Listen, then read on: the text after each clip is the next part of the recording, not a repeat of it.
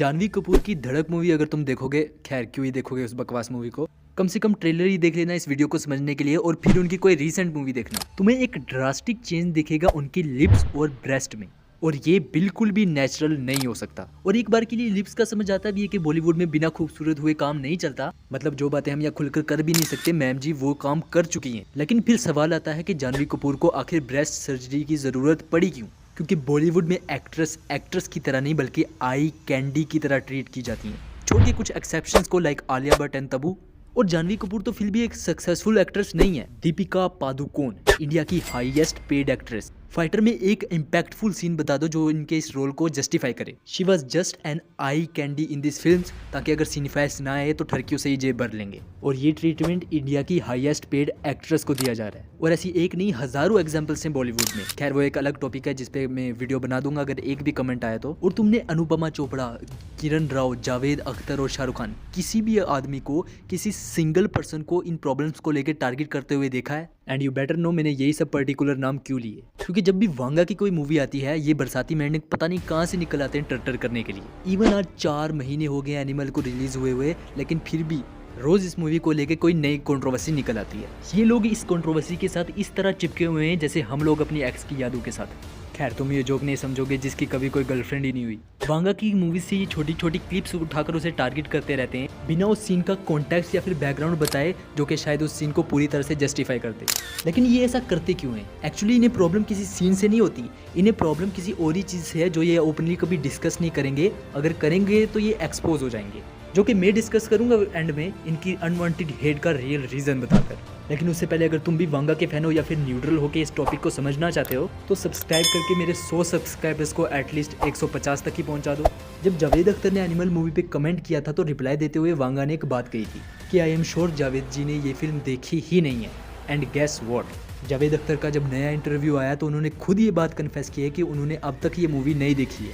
उन्होंने बस लोगों को इस मूवी के कुछ सीन डिस्कस करते हुए सुना और खुद का ही एक नैरेटिव बना लिया। और ये बात मेरे क्लाइम को और भी प्रूव करती है कि ये लोग वांगा की मूवी से छोटे छोटी क्लिप्स उठाते हैं और वायरल कर देते हैं। और जावेद अख्तर जैसे लोग उन्हीं क्लिप्स के बेसिस पे पूरी मूवी को टारगेट करना शुरू कर देते हैं बिना उसका कॉन्टेक्स्ट या बैकग्राउंड जाने। And I am sure most of the लोग जिन्होंने मेरी तरह ये मूवी देखी है उन्हें उस सीन से कोई दिक्कत नहीं होगी, बशर्ते कि वो फेमिनिस्ट ना हो। एग्जाम्पल के लिए एनिमल मूवी पे चीटिंग को प्रमोट करने का इल्जाम लगाया जाता है, जबकि हम सबको पता है कि रणवीर जी ने चीटिंग सिर्फ और सिर्फ अपनी फैमिली को प्रोटेक्ट करने के लिए की, ना कि अपने पर्सनल बेनिफिट के लिए। एंड स्टिल उस सीन को जस्टिफाई करने का ट्राई नहीं किया गया। उस काम की माफी मांगने के लिए रणविजय सारी रात अपनी बीवी के पाँव में पड़ा रहता है। स्टिल रश्मिका उसे इतना सुनाती है और एंड में छोड़ के भी चली जाती है। और जो सच में चीटिंग करते हैं वो बीवी के पास जाके कॉन्फेस भी करते हैं क्या? और इन लोगों का डबल स्टैंडर्ड देखो।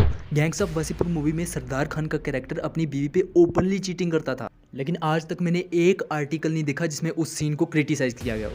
And even main stream films की भी बात करें तो तुम्हें स्टूडेंट ऑफ द ईयर 1 का वो सीन याद होगा जहां आलिया भट्ट का कैरेक्टर वरुण धवन से कमिटेड होकर भी सिद्धार्थ मल्होत्रा को किस करता है। एंड द आयरनी इज उस मूवी में ना तो आलिया भट्ट को गलत दिखाया गया है, ना तो आलिया भट्ट को सारी रात बैठ के माफ़ी मांगते हुए दिखाया गया है, और ना ही ये काम वो अपने फादर या फैमिली के लिए करती है। बट स्टिल उस मूवी पे मैंने आज तक किसी को कोई ऑब्जेक्शन करते हुए नहीं देखा। लेकिन सबको वांगा से ही दिक्कत क्यों है, इसका जवाब मैं तुम्हें लास्ट में दूंगा। अनदर सीन है कबीर सिंह मूवी से जहाँ कबीर प्रीति को स्लैप करता है और लोगों को लगता है ये स्लैप का ग्लोरिफिकेशन है, but it's not like that. अगर उस थप्पड़ का ग्लोरिफिकेशन ही किया गया होता तो आगे जाके कबीर इतना स्ट्रगल नहीं करता सिर्फ उस एक थप्पड़ की वजह से। By that one scene director हमें ये बताना चाहते थे कि अगर थप्पड़ मारने की जगह वो ठंडे दिमाग से मसले को सुलझाने की कोशिश करता तो उसे इतना स्ट्रगल करना ही नहीं पड़ता।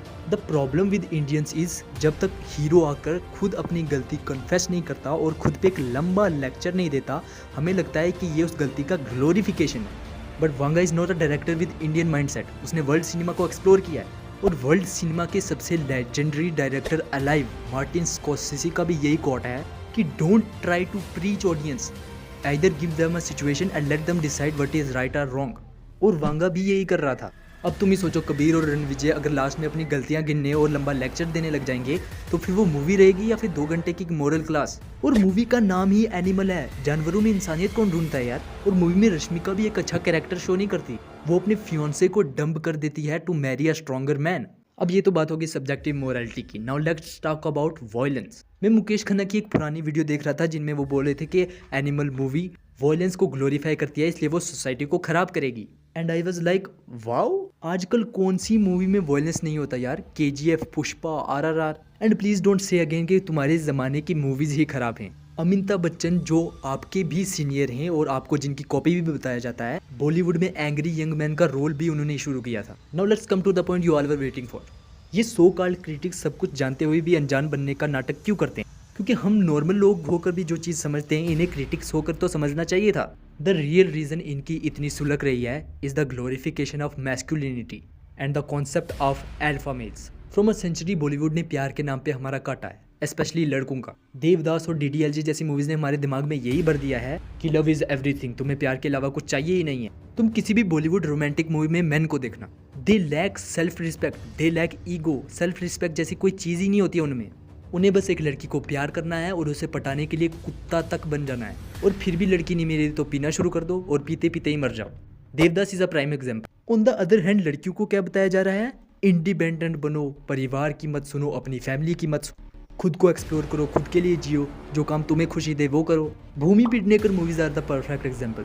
मतलब जहाँ एक तरफ लड़कियों को इंडिपेंडेंट, सेल्फिश और वोक बनाया जा रहा है, वहीं लड़कों को ऐसे बना दिया जा रहा है कि तुम पैदा ही हुए लड़कियों की गुलामी करने के लिए। But Vanga males are different. उनके लिए भी प्यार इंपॉर्टेंट है, लेकिन सेल्फ रिस्पेक्ट से ज़्यादा नहीं। वो ईगोइस्टिक हैं, सेल्फ रिस्पेक्टिंग हैं, रेजफुल हैं, just like a perfect male, a perfect alpha male should B.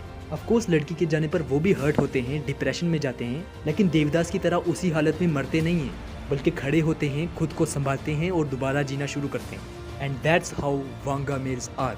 And that's it for today.